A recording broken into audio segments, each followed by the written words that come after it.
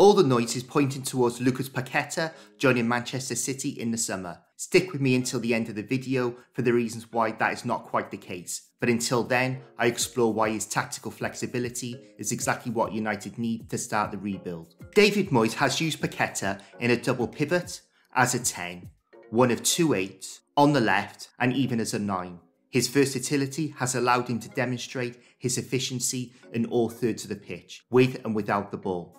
Starting with the defensive third, his instant control allows him to accept the ball in tight areas and not just keep possession, but play progressive, line-breaking passes. Of course, we would not buy him to play as a 6, but he has the tactical flexibility to play there if needed, and his efficiency in this area means he can drop in from forward areas to progress the play if needed. The examples show him receiving the ball in different ways, bouncing balls along the floor under pressure, but his mastery of the ball and awareness enable him to deal with almost any situation. His strength, combined with his tight control, allows him to be used to beat a high press, although possession patterns and positional play a huge part in beating a high press. It helps when you possess players who are individually skilled with press resistance, which Paquetá certainly has. And I love this piece of play. He gets crunched by Gomez, but he's straight back up looking for the ball. Tight control in Liverpool's press. Lay off and move to get the ball back. And another lovely layoff under pressure to help beat Liverpool's press. The middle third is the area of the pass before the pass, and Paquetá is proficient in playing line-breaking passes out of the middle third into the attacking third. His range of passing and vision means he is always looking for a penetrating pass, and as such, doesn't play like an out-and-out regista in this area. His quick feet and spatial awareness enables him to find angles and progression quickly, opposed to the typical regista way of multiple passive passes to eventually find one progressive pass. Essentially, what Paquetá can do in one movement and pass will take traditional CDMs multiple phases to achieve.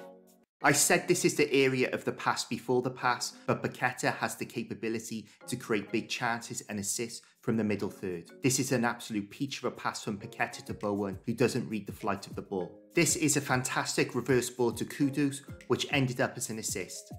Same game and another assist. This pass took out 5 players on its way to Kudus. This is a lovely slide rule ball to Bowen to get him in behind Liverpool's high line.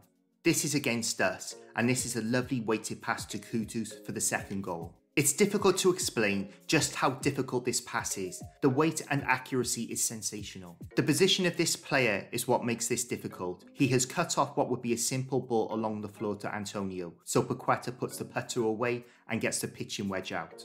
In the final third, he is particularly adept at opening up low defensive blocks, which in my opinion is something United struggle to do. Admittedly, this is partly down to Ten Hag not installing patterns of play to break down low blocks, but also we lack the skill set and individualism, with Fernandez's main source of chance creation coming from the middle third against a high line.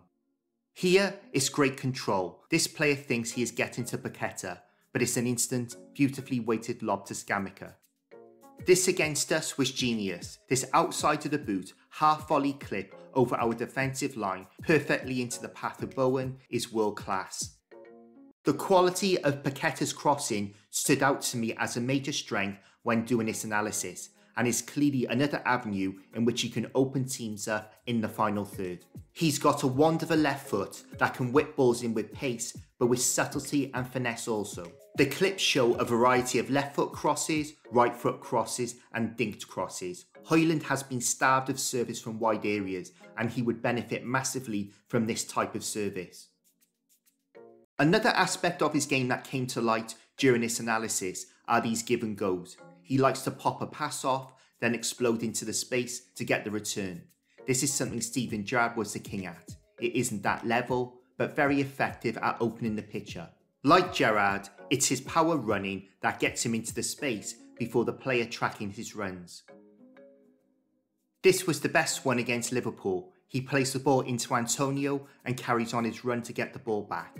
It's a lovely dribble and another give and go, and this is a rocket of a finish. He's big and rugged, which makes him an exceptional target man.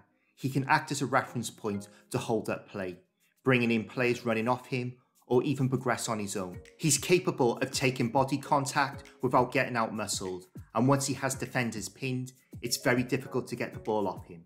These examples show how he can get out of pressure to progress play. Once he has the ball under control, at worst he will get fouled for a free kick. He's a very difficult player to handle. The cherry on top of the icing, on top of the cake, is his exceptional skill, flair and dribbling ability. His ability to open the pitch in any area of the field, in the tightest of spaces, makes him one of the most dangerous and entertaining players in the Premier League. Analysing Paquetá for this video, he can give the ball away in what appears to be a cheap way when trying things, but in my opinion, he executes far more than he doesn't, putting the risk-reward heavily in his favour. What I like about these clips is he uses his skill to open up teams, opposed to scripted showboating. There is nothing show pony or scripted about Paquetá's work. Everything has a purpose, but with a Brazilian flavour. Whether the ball is bouncing, in the air or on the floor, Paquetá's assessment and adaptability is instant, resulting in him navigating his way out of the most unlikely situations. But this was the best from the lot. Nutmeg, flick over the head, and then incredible strength. And this is the close-up. Great skill. Paquetá's tactical discipline is very good and really gets exposed in this area. This is against Liverpool. Emerson is tucking in to take Szoboszlai, with Paquetá dropping back into the left-back position to take Salah. Once he is in that position, I like his concentration, constantly scanning over his shoulder at Salah, who is very good at those outside-to-in runs. In this situation, with Emerson stepping out to take Salah, Paquetá is in the left-back position marking Gomez. As simple as this looks, Rashford and Garnacho would normally be up the pitch. This is against Liverpool last season, with Paquetá initially on Fabinho. As the play progresses, we can see how Trent's inversion has overloaded him, but he doesn't sell himself by gambling either way. He holds his position, which gives him a chance of getting out to whoever Alisson passes to. On the press, he is very good and uses his brain opposed to running after the ball like a dog in a park. West Ham are set up for a high press. When the ball is going out to Alisson, Paquetá scans, and with Ben Rama and Antonio in position, he can have a pop at Alisson. When he went to press Alisson, he made sure that he was shadow marking Trent, and when the ball goes out to Matip, he steps back out to cut off the avenue into Trent. With Liverpool's outballs now pinned, Paquetá knows he can have a proper dig at Alisson while continuing to shadow mark Trent in doing so, and he gives the ball away. One of the many things United's midfield is poor at is tracking back and getting into position for cutbacks. Once the ball goes past our midfield, the recovery and effort is pathetic. Despite Paquetá's immense talent, he works like a dog, and his effort actually impacts the match. These clips demonstrate his exceptional work rate and awareness of what's around him. To play Moyes ball, midfield players must get back to prevent defenders getting dragged out and across. That's why you see Paquetá chasing back into the left back position despite Emerson being there.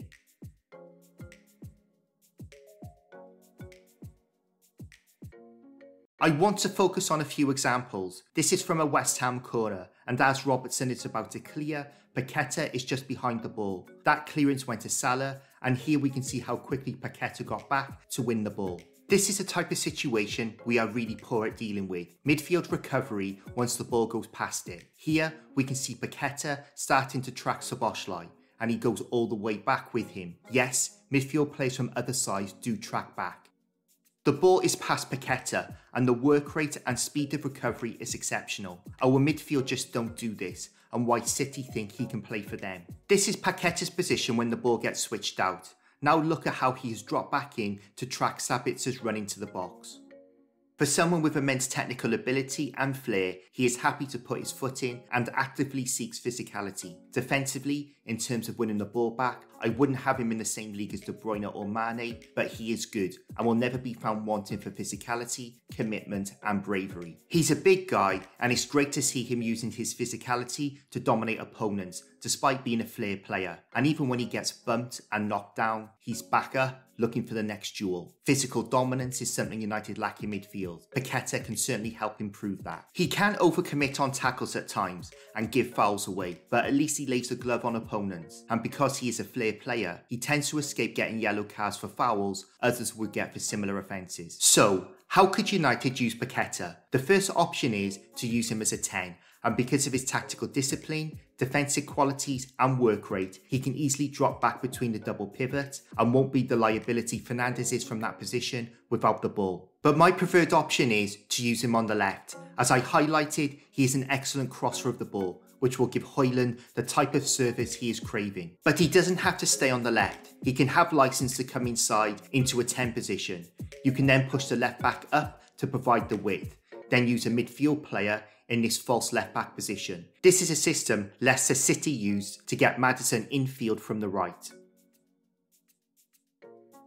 The devil's verdict on Paquetá is he worth the 85 million release clause? In my opinion, yes. We have seen holding midfield players go for over 100 million. Paquetá is one of the most gifted players in the league who can win a match on his own. But there are two issues. One, Pep wants him at City. Despite some reports, this isn't a done deal by any stretch, with Guimaraes now in the frame for a move to City.